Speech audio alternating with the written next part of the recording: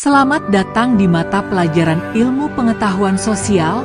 Mari belajar bersama dalam video pembelajaran Keragaman dan Mobilitas Sosial di Indonesia. Pernahkah kalian melihat orang berpindah pekerjaan atau berpindah tempat tinggal? Apa pengaruhnya bagi masyarakat?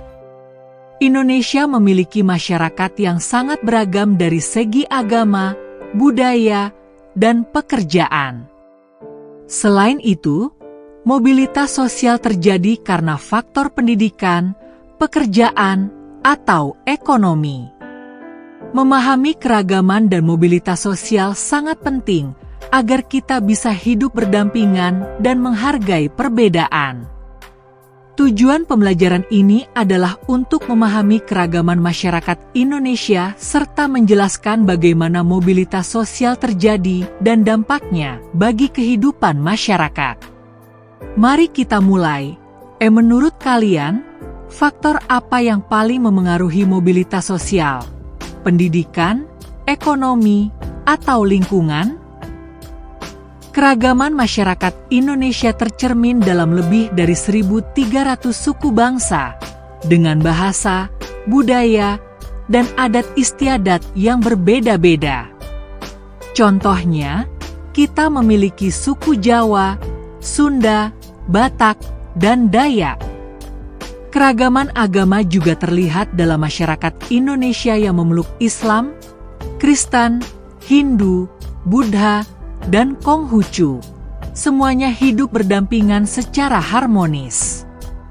Dalam konteks mobilitas sosial, terdapat perpindahan status sosial seseorang atau kelompok dalam masyarakat. Mobilitas sosial bisa bersifat vertikal, yaitu naik atau turun, atau horizontal, yaitu pindah profesi tanpa perubahan status. Beberapa faktor yang mendorong mobilitas sosial antara lain pendidikan, ekonomi, dan keterampilan. Misalnya, seseorang yang mendapat beasiswa bisa meningkatkan status sosialnya melalui pendidikan.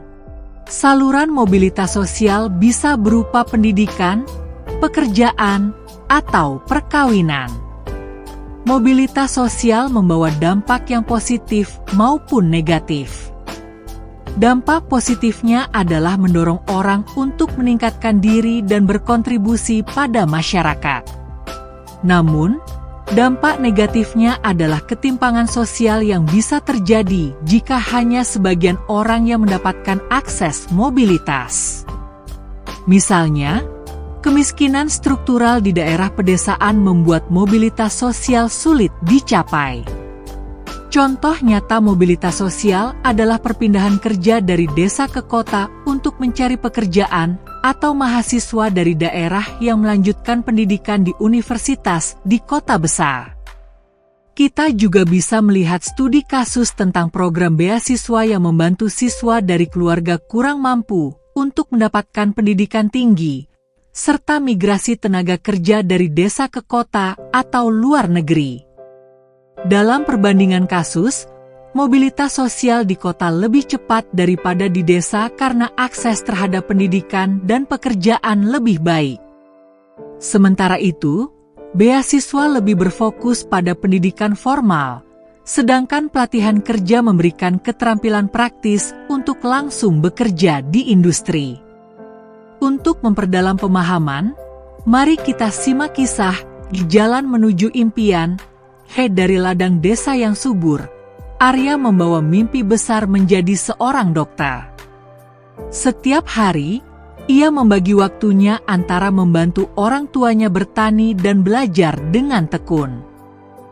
Perjuangannya tak mudah, namun semangatnya tak pernah padam.